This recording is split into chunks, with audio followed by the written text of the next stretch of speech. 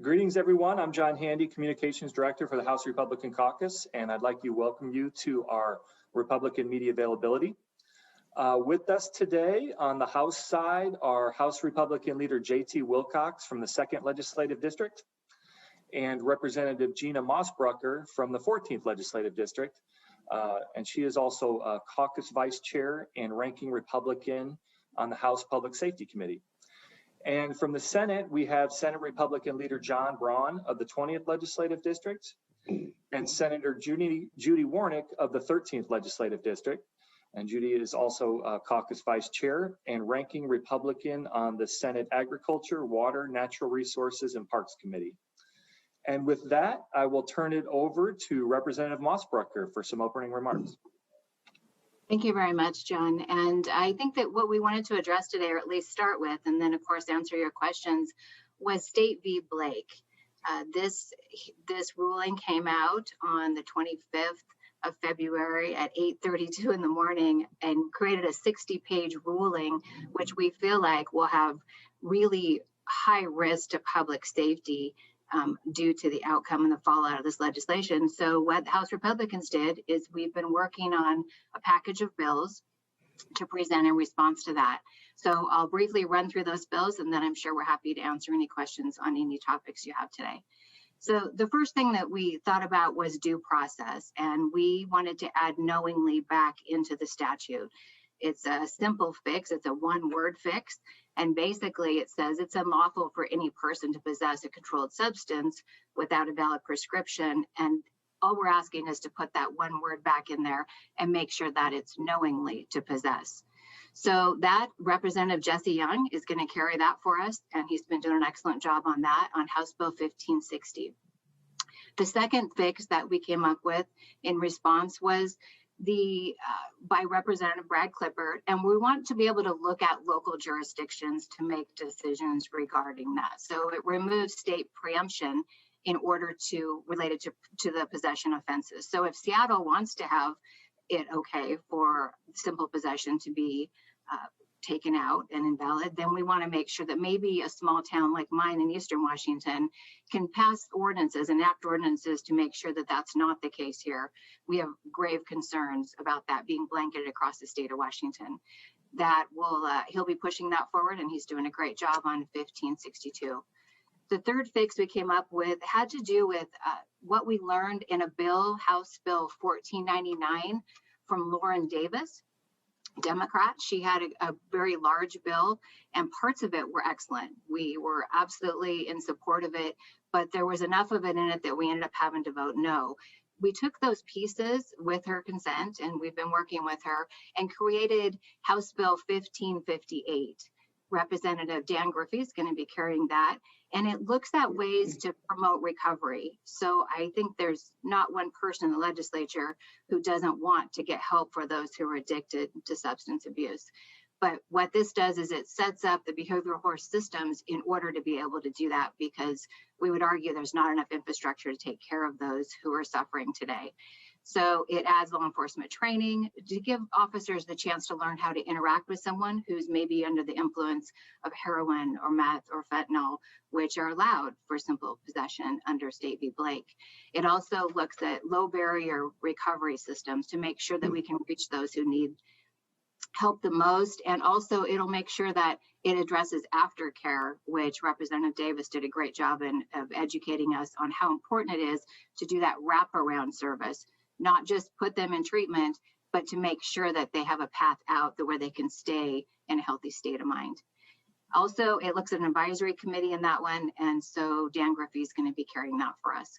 The fourth bill is Representative Jenny Graham's looking at, and she's making it so that when we want to increase the offenses for penalties and we want to make sure that we're making it more difficult to manufacture drugs in the state of Washington, to distribute or to conduct any business regarding the controlled substance or the counterfeit. There's a large market of counterfeit in the state of Washington. It also makes sure that it written currently in the statute, it's a crime to endanger the use of a controlled substance, the child, but it's only for methamphetamines. It doesn't include any of the other drugs, which are going to fall under State v. Blake, which is the fentanyl and heroin. So it expands that and makes sure that we also make illegal the products used to make those drugs, such as methamphetamines. And lastly, the fix that we're looking at, I'll be carrying, and that has to do with, under State v. Blake, we didn't address the age of children. There's not a prohibition, whether it's a 10-year-old with heroin or meth, or whether it's a 35-year-old. So this says that it's never okay to do nothing. And the House Republicans want to argue that we shouldn't be able to see a child in danger on the street and just walk away, not give law enforcement the ability to make sure that they can help them get the help they need and make sure that they don't have a life of addiction. So that, in closing, I will turn it back over to take questions, or we can go to our leader, JT Wilcox, or Senator Braun, or Rep. Warnock, Senator Warnock. I think we're ready for questions. All right, let's go to questions. We will start with Rachel LaCourte of the Associated Press. Hi, good morning. I just wanted to get reaction from you all if you had seen the emergency rule that was issued by Insurance Commissioner Mike Kreidler today on credit scoring. I had actually been alerted by a constituent who texted me about an hour ago, but it's too new, and I kind of like to have a little time to absorb it before I have an opinion about the rule itself. I will express a lot of concern about the fact that the barrier seems to be down on emergency rules of all kinds. And I think responsible members of the legislature and the public should be deeply concerned about the way that emergency rules by various elected officials have become normalized. That's not the way people in Washington expect their government to be conducted. And I think the expansion that we've seen has been bad, and it needs to be reined in. Yeah, I would just echo JT's comment on the prevalence of emergency rules in recent memory, and the idea that until you mentioned it, I didn't know about this new emergency rule. So I don't know enough about it to comment on it. I would say that there is legislation in front of us to deal with credit scoring during this legislative session. So it seems premature, even if permitted, to issue emergency rule on an issue that the legislature is actively considering. Did you have a follow-up, Rachel? I didn't, thank you. Okay. Next, we will go to Joe O'Sullivan of the Seattle Times. Yeah, hi, Representative Mossberger. You mentioned the idea of allowing cities and municipalities to sort of move forward with their own laws regarding drug possession. Why not apply that when we talk about gun regulations? We talk about the state's preemption. Why not allow local laws for that as well? I think that this drug is an epidemic, and that this is something that has to take priority over everything else. We see homelessness increased. I think the statistics I saw the other day where we were third in the nation of having the most homelessness, which of course is connected to mental health and connected to drug and substance abuse. So I think that I think this is a matter of saving lives. I think this is a matter of this has to be at the forefront. We have over $3 billion over the next 4 years forecasted. And my opinion is that the majority party should prioritize the safety of people that you and I see on the street every day. Even in Eastern Washington, we're seeing homelessness increase. And I think the statistic again the other day was about 6% of our population was now homeless in the state. So I would say this is absolutely imminent. And that's why that this should be different. And Joe, this is Senator Warnock. Can I jump in on that one too? Sure, yeah. So I live and represent Grant County. Grant County, the commissioners just came out and created or passed an ordinance that it is a gross misdemeanor to knowingly possess a controlled substance except legally allowed marijuana. So the counties, and part of their statement was the legislature is not taking this on soon enough to protect our counties and the people who live here. So they are starting to do that with the blessing of most of the citizens in Grant County and the sheriff. And, you know, we already have a backlog of court cases because of the pandemic. And so if they have to address these State v. Blake cases, we're already meeting, we have a courtroom at our fairgrounds, one of the bigger buildings at our county fairgrounds, to relieve the backlog. So we're not able to accomplish what we need to do now as far as our backlog on courts. This is going to make it worse. And, you know, Representative Mossberger talked a little bit about it, but people who need treatment, sometimes the best way for them to get treatment is to have a court conviction or an arrest. And I've heard people say that over and over. Without being arrested, they would not have gotten the treatment they needed for drug addiction. So I think we need to allow that and look at that. We're not doing it fast enough for some places. Did you have a follow-up, Joe?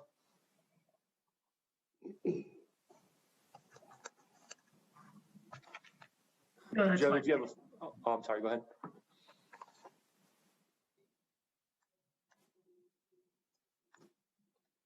All right, moving on. Next, we will go to Sarah Gensler of McClatchy. Thank you. Have you had a chance, Representative Mossberger, to look at the Senate bill introduced this morning by Senator Dingra? It looks like the online text isn't available yet, but there's a press release, and the title of the bill is addressing the State v. Blake decision. I'm just wondering if you know, if you have any comments on that proposal, which apparently would, ban public use and possession by minors of controlled substances, but then like set a kind of thresholds for personal use, somewhat like what Oregon has done. Yeah, thank you for your question, Sarah. No, I haven't seen the text of that yet, and I look forward to seeing it. This issue is not Democrat or Republican or independent. This is an issue that faces all of our families. It doesn't it's not specific to income. It can harm any family in the state of Washington. So I hope that we collaborate and we work together to find answers and solutions. Senator Warnock did a great job of talking about movement already. We can't wait. And Representative Walsh has a budget proviso to address the fact that this is a very large unfunded mandate to the tunes of millions of dollars back to the courts. And they don't have the money to go back and reprocess and resentence these claims and to petition to the prosecutor. So there's a lot more work than this set of 5 bills, and I hope that we all work together to find a solution. Hey, Sarah, I wouldn't want to make the mistake of specifically addressing a bill whose language I haven't seen yet, but I would address an idea that I think you brought up, which is there would be no criminal charges perhaps for adults that are knowingly in possession of things like fentanyl and heroin. And, there's hardly a family in Washington that hasn't been touched by this in sometimes the most horrific way. And for many families, the way out started with an arrest and incarceration. And I think that we absolutely have to preserve that possibility. We can work together on what the appropriate sentence is. And of course, that should be dominated by the thought of how do we help this person recover. But to have no real force of law, I think, gives up on saving lives and saving families. Not something that we're ready to do. And I don't think that the people of Washington really want to go that route yet either. Yeah, I'll jump in. I haven't studied the entire bill. I did see a summary, maybe the same thing that you saw already, Sarah. But what JT says is my chief concern with the bill. I do appreciate that Senator Dingra has proposed kind of a more comprehensive approach to the problem, but I'm not sure we're quite there yet. It does take this referral to approach, and I just not personally comfortable that provides the structure that's required to get folks who have substance problems back in control of their lives, frankly. So again, appreciate the effort. I think it's good we have the conversation. This is a complicated issue, just like Representative Mossberger laid out. There are many facets of this that have to be addressed, and I'm not certain that we have the time in the legislative process to get this all done. I'm personally a fan of the bill introduced by Senator Mullet last Friday that corrects adds knowingly back into the statute, gets us kind of back to the starting point, gives us 3 years to work through the details to make sure we get it right, both for these individuals who may be using controlled substances and for safety in our community. There's just so many facets that need to be done right and done hopefully in a nonpartisan way or bipartisan way to make sure we're on a good path forward, both for, like I said, the safety of the individuals, safety of the communities. Sarah, did you have a follow-up question? No, I'm good. Thank you. Okay. Next, we will go to Essex Porter of Cairo. Yes, hello, good morning. Police in Boulder are now confirming that it was an AR-15 used by the shooter in that mass shooting. An assault weapon style ban here did not make cutoff, neither did high capacity magazine legislation. Would any of you support the extraordinary measures needed to revive that legislation so that the legislature could vote on an assault weapons ban or high capacity magazine limits? No, I don't think we'd be supporting that. Why not? The violence that happened in Colorado it should never be acceptable. That shouldn't be the right answer. But let's be clear, that what was done there is already illegal on many different levels. Adding it one more way it's illegal is not the way you're going to solve this problem. We have to get after the underlying causes, because whether you have access to an AR-15 or some other lethal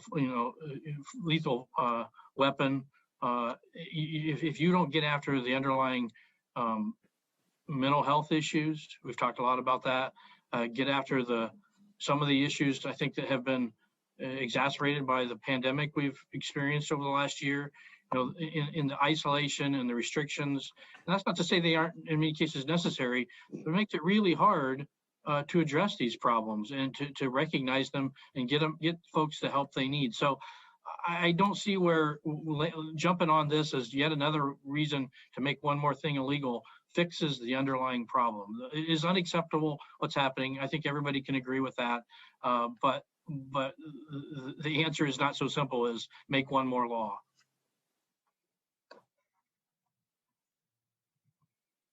Essex, did you have a follow-up?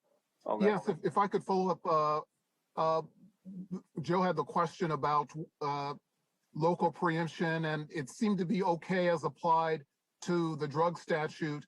But if someone could clarify, why not allow local preemption on gun statutes as well? Well, I think there's a distinction when you have something that is so powerfully protected in the Washington State Constitution that shall not be impaired is about as clear as you can possibly get. Thank you. Next, we will go to Laurel Demkovich of the Spokesman Review. Thanks, John. With budget proposals coming out later this week, I'm wondering if you can talk about some of your priorities for federal funding and where you want to see that go. I know Representative Walsh, I believe, has offered up culverts and the Blake decision fallout. Are those things that you also support, or are there any other kind of priorities you want to see? So, a great question. I think this is maybe one of the most important things we deal with in the remainder of the session is how do we work, how do we spend the federal money? And just to be clear, not all of it has to be spent right now. It can be held for several years. So in some cases that might be the right answer, but I think the bigger issue is let's just make sure we do not spend it in ways that create a future bow wave that we just can't afford. And the items you mentioned, culverts is certainly one of them. Other ideas are let's put some of it into the UI trust to avoid additional taxes on our businesses in future years. Other ideas are invest in forest health. It's a one-time expense. Pay down our long-term pension liability. These are all things that should be part of the discussion. Look for things that don't create future liability we can't afford, but put us fundamentally in a better financial position in the state of Washington, both now and in years into the future. Yeah, I think I would have a test for this. It doesn't give you the exact answer, but it kind of helps put this in perspective. If we were going to look back at our successors look forward to our successors 10 years from now, what would they say? Man, am I glad that House and Senate did this for us when they had the money to do it. I think an improvement in forest health that would result in taking wildfires to some extent off the table for future people to suffer through, that people 10 years from now would be grateful. Not having to worry about underfunded pensions, hard to imagine anything more impactful than that. And if we were to really solve the culvert problem, both at the state level and for local government, I think our successors would be very happy that they don't have that liability hanging over their heads. And our Washington state tribes and sportsmen and people that care about the environment would be overjoyed that we took that step early. Some would say that this is not early, but from the perspective of 10 years from now, maybe it will be, so that we had a foundation for a recovery of salmon and orca. And we use those dollars that kind of fell out of the air into our laps in a way that would benefit our grandchildren who are ultimately going to be paying that bill. And we've talked a couple times about forest health. I would like to see us direct some of those funds to forest health. I just stepped away from my computer for a few minutes this morning and went to the Port of Moses Lake to watch the super tanker, the newest tool in the firefighting toolbox that DNR has. That is one huge airplane, but Commissioner of Public Lands was there, Lisa Brown from Department of Commerce was there, all to watch that super tanker do its thing. And, you know, the numbers that we're talking about as far as of lost acres, lost lives, lost homes are tremendous. And we're hearing that bill, the Healthy Forest Bill, this afternoon in our Senate Ag Committee. It's 1168. Hopefully we can get that bill through and that we can find the funding to make this bill work. And that is bipartisan. Fires don't pick and choose whether it's a Republican district or a Democrat district or public lands or private lands. And unfortunately, a lot of the fires are on the east side of the state, so we're very aware of it. But I think it's very important that we keep that in the forefront. And like Representative Wilcox said, you know, what's it going to look like 10 years from now if we don't do something now? Did you have a follow-up, Laura?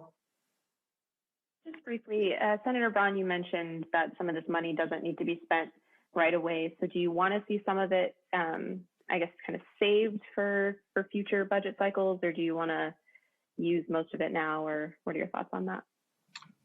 So that depends entirely on how we spend it. I am fully on board if we can put it towards one of the items I mentioned earlier, or all of the items I mentioned earlier, better yet, then I am comfortable with that. If we are not going to, you know, address one of those issues, one of those one-time, you know, fundamental issues to our financial situation, and then I would opt to put it in an account and wait until we can find a better use for it. The only thing I am very opposed to is let's not spend it on new services that we can't afford in the future. We have a very robust underlying budget. We have enormous new resources through state revenue forecast last week from the state's economist. So I'm for many things. I am only opposed really to one thing, and that is to misspend it on services we can't afford in the future. All right, next we will go to Jerry Cornfield of the Herald. Let me revisit the Blake decision for a moment. I just want to see if the Senator Braun could give us a heads up on what's going to happen at tomorrow's press conference that Senate Republicans have scheduled, and if any of you have received any specific information from your cities and counties on the impact. There's been a lot of concern about resentencings and refunds and people being let out of jail, but have you received anything specific that's happening in your communities? Well, I don't want to spoil the excitement for tomorrow's press availability. So that's a coy way of saying I don't know everything that will happen there. But I think it's going to be along the lines of what Representative Mossberger laid out, is how do we get after this in a thoughtful, deliberative way to make sure we address a very complicated issue well. So I don't think there'll be any real surprises there. I think it'll be things that we've said really since the decision was handed down on how we address this problem. As far as your question about specific data from local government, I mean, it depends on what you mean by specific. We've got some data, not all of which I can recite from memory, about the expected cost and the expected backlog. Senator Warnick talked about that some earlier. And I think we've all, I certainly have, I think others have heard that from their local communities, but we're still pretty early in this, and local governments, just like us, are trying to get their heads around a very complicated issue that has effects at many levels, from financial and from budget issues to humanitarian issues. How do we continue to help people who were making progress in a drug court and now are basically cast adrift because of this change in the law? Thank you for your question. I'll just add, I think specifically I've heard from my district in that, especially the correction officers in my local area, that when we see somebody who is suffering from substance abuse and we arrest them and put them in a facility, we're giving them 3 meals a day. We're giving them a bed. And so to have to just walk away from that and not be able to take action to do something until we have infrastructure to get them in a facility, which will hopefully help them through a substance abuse treatment, or to get them mental help, it's better than leaving them on the streets. And so I just keep hearing those concerns, as well as law enforcement saying, what does this mean? And prosecutors saying, exactly what does this mean that we can't intervene? And what message is it sending to our youth? I coached for years in high school, and we're sending that it's okay to have possession of heroin or fentanyl or meth or crack. So why would the courts do this? So I have a lot of questions regarding that. Did you have anything else, Jerry? Transportation, I just want to go to the budget and the potential for a transportation package. The budget uses about 20 to 25% of the federal funds in both the House and the Senate versions. Be interested if it sounds like you're good with that. Want to make sure. And then on the transportation package, are your caucuses on board with doing a revenue package this year? How big do you want to go, or how small? Well, I would say that there's even more uncertainty around the size and the potential of a federal package. And when you look at the incredibly damaging impact that a new gas tax has on top of 1, 2, or 3 new carbon pricing schemes, I think you're doing incredible damage to low-income families that commute between hopefully an affordable home and a job. And when we don't know just how much infrastructure spending is going to be coming out of the feds, and indications that I read this morning were that it could dwarf the current recovery package, I'm not willing to do that at this point to struggling families. So I would really like to let these things settle out a little bit. The other thing that I'd like to say is if we get going on culverts and other types of spending that are made possible by these federal funds that we're talking about a few minutes ago, I think we're going to make a real dent in the construction capacity of the state of Washington. And if you want to find a way to halt everything and make everything more expensive, then create a bunch of artificial competition for construction capacity. That ought to be part of our thought as well. Yeah. So I'd like to address a couple things. First of all, in terms of using some of the federal funds for transportation, I fully support what's in the budget. I would, if it's to, for instance, address the larger culvert issue, I would support even more. I think that's an important issue that can and should be solved as quickly as possible. I don't necessarily agree with how we got to the decision, but I think ultimately it's the right thing to do, and we should get after it sooner, not later. In terms of a package, we have been very supportive of a transportation package, but we don't think that there's new revenue necessary to do that package. We proposed in a balanced budget with no new taxes and without the $10 billion we've just become, we've seen in the last 2 weeks a budget that would drive $24 billion into transportation over the next 16 years. $24 billion, nothing close to that. And that's by moving the sales tax on motor vehicles to transportation. Very logical that when you buy your vehicle, the sales tax on that goes to maintaining the roads and bridges that you drive on. Our budget can absolutely afford that right now. If you look at where we're at right now with the underlying balanced budget, with all the new revenue, this is something that can clearly be afforded. It's the right thing to do to move away from a gas tax that is very regressive. And just to be clear, moving away from a gas tax to a carbon tax or a cap and trade type of a deal that is also just a fancy gas tax and is also very regressive doesn't fix the problem. What we proposed really fixes the problem with significantly more money than has been proposed anywhere else. Well, I guess I take one exception. I think Representative Pai had a proposal that was 28 over 16 years, but also involved even higher gas taxes. So we've absolutely been committed to a transportation package, but we don't think there's new taxes necessary to do it. All right, next we will go to Keith Eldridge.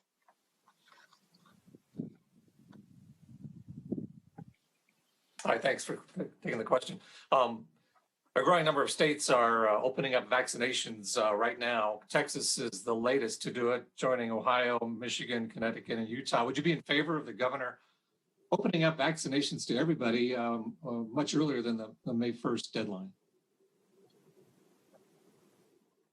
Yes. So a simple answer is, look, we've been at this for a while. The folks that were in the early phases have had, in some cases, a couple months to sign up and get their vaccinations. I heard earlier that we're about 70% for our citizens over 70. So in my mind, I think it's the appropriate thing. The real goal is to achieve herd immunity. If right now we're having some difficulty getting folks to take the vaccines, allowing folks that are in the later phases to get in line, and maybe you have a situation where they can get in line, but the folks in the higher phases can always go to the front of the line. I think that would make sense, but we should just look for ways to more effectively get these vaccines out to the citizens of the state of Washington. I think that's a reasonable move. And I agree. I agree. I just had my second vaccine Friday. Had a bit of a reaction to it, but I am in the age group where I qualified for it. But if I'm hearing numbers that not all our vaccines are getting out to our folks, and I made the appointment through the regular channels and went through the local vaccine clinic. And I feel that we need to encourage whoever would like to have one of those vaccines have the opportunity to get one and not be held back because of their age or whatever. But I agree. I think we need to use every single vaccine that comes to our state of Washington, no matter whose arm it goes into. Yeah, when there's several 100,000 doses that are, in inventory, I think we should want those in people's arms. And at the same time, we should be redoubling our efforts, I think, to reach people that are open to being vaccinated, because we're not supporting mandatory vaccination. But if you're open to vaccination, we should find a way to get it to you. And it is troubling that there are disparities by race, disparities by location. Rural people are underserved at this point. So I would say make this as available as possible and have all kinds of efforts to make sure that those people who might be vulnerable because of some comorbidities or because they just lack access are not left behind. I think that's absolutely critical too. And then if we can soak up that inventory and get those in arms, we're that much farther ahead in terms of getting ourselves fully open and saving lives and hospital resources. Did you have a follow-up, Keith? Yeah, that's for Representative Mossbrucker. Yesterday started phase 3. April 12th is decision day on whether counties can stay in. If you look at, especially in your area, Yakima County, if it were to be held today, they're at 224 per 100,000, and they would have to go back in phase. Are you worried that could happen over at Whitman County? They're in the 400s. So you worried that the governor's phasing is going to be a challenge for a lot of districts or a lot of counties? Thank you for the question. And yes, very worried. We've struggled with numbers in Yakima. We're happy that he's not doing regionalization so we can be responsible. Yakima did an amazing job of stepping up and masking when they were one of the worst areas for a while. The local government there and the leaders in the community led by example, and they got to a really great place. The governor's office actually has been doing a great job of meeting with them weekly and bi-weekly to help give tools to them to catch up, and they did.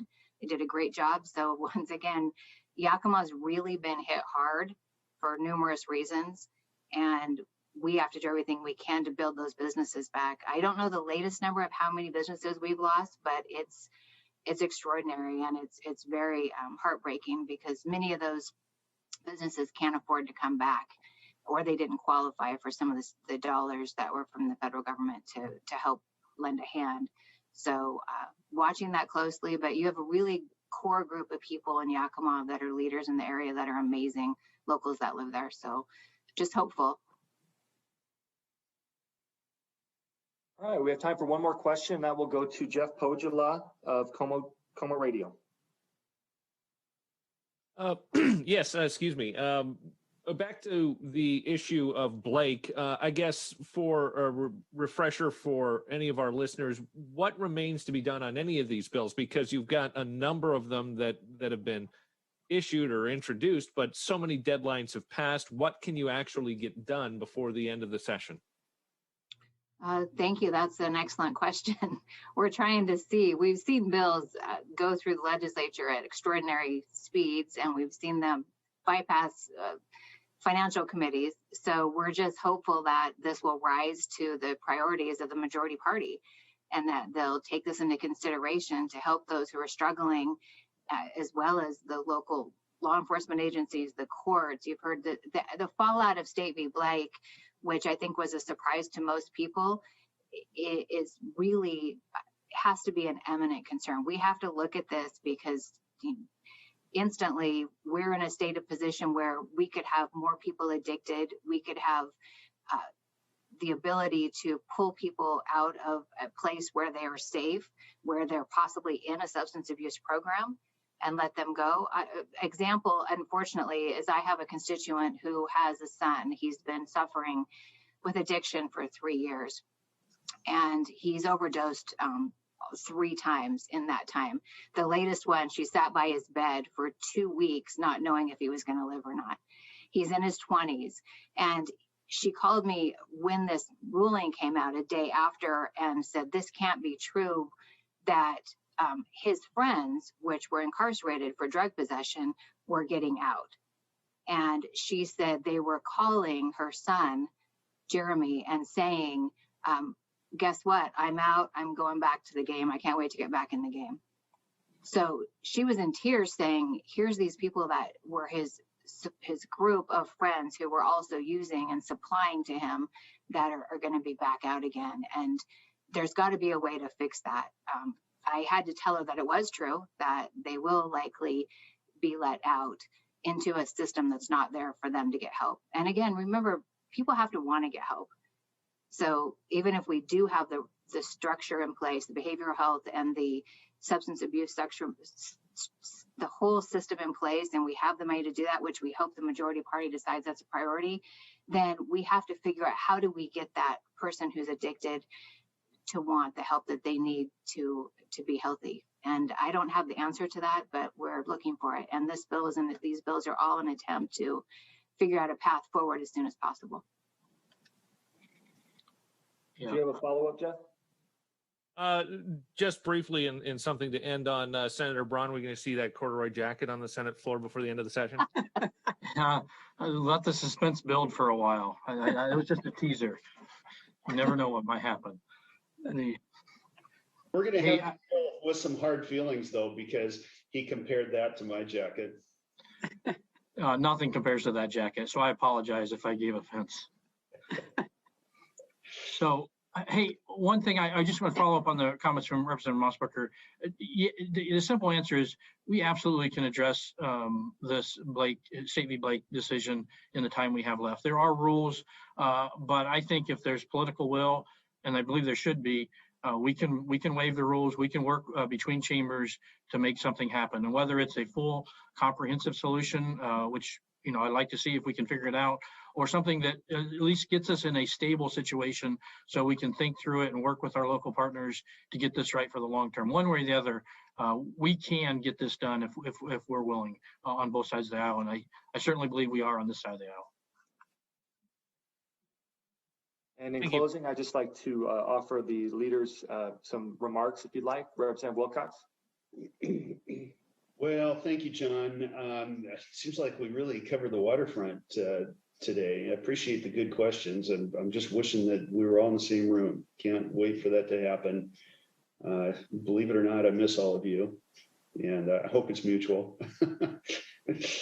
But we've got nothing but little committee work and then a lot of floor action coming up. I think the budgets are going to be crucial, and I just want to say there's a lot of specific things that are important about the budget, but there is nothing more important, I think, right now than trying to be disciplined and staying on a sustainable path.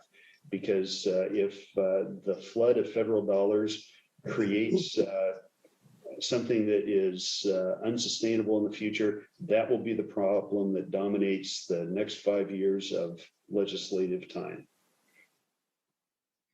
Yeah, I would just add again, I think the most important thing remaining for us is to get the budget right. And we have a very, very unique situation this year, which takes, I think, additional thought. And I'm hopeful that what we see on Thursday from the Senate and then after that from the House is thoughtful, and we'll certainly provide our best feedback on that, whatever it is. The other thing I wanted to mention, this isn't something, I mean, we talked about a lot of things. I don't know that I could add to all the things we covered, but I wanted to acknowledge some of the comments yesterday from the media availability with the Senate Democrats. There were comments at the end by Senator Billig and I think Senator Leas that talked about bipartisanship and their interest in getting opinions from the minority and differentiated between Washington and the national scene and even from Oregon to the South. And I thought that was a nice comment, and I appreciate. And we not surprisingly have different opinions on what bipartisanship looks like, and when they are and when they're not, and we all feel passionately about the things we support. But I thought that was genuine, and I think it recognizes that we are really trying to do things differently here, even when we disagree, that we can work together, build comedy, build respect for one another, and hopefully, as a result, get better solutions for the people of Washington. Senator Warnick, go ahead. Oh, well, we have covered so many topics, and as my position on the Ag Committee, I'm very aware of impacts that many of these bills have had on our agricultural community and the decisions that have had on our agricultural community. We are still working to find a solution for the overtime pay for our ag workers. We need those agricultural workers. We want them to be safe. We want them to be well paid. But we also have concerns that another court decision could impact the people that hire those farm workers. So working hard to finalize 5172, the ag overtime bill, and make sure that all workers are covered under that and all farmers are covered under that for for all aspects, especially the seasonality aspect. Other states have figured out how to do that. I think Washington State can figure out how to do that as well. I just want to say thank you so much for your time today and coming to let us talk to you regarding different topics and answer questions. I think there was a law enforcement representative who shared with me that it's never okay to do nothing.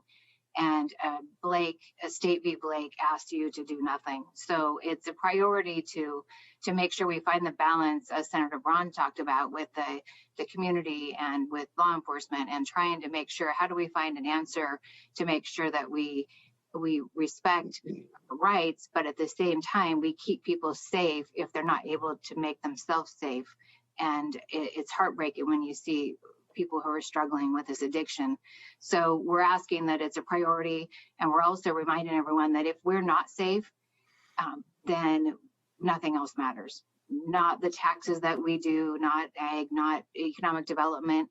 We have to be safe, and public safety has to be a priority. It's been a priority for Republicans since I've become a legislator, and I'm sure that it will continue to do that. So I really appreciate you taking time to let us discuss our thoughts today. Thank you, everyone, and we'll see you again next week.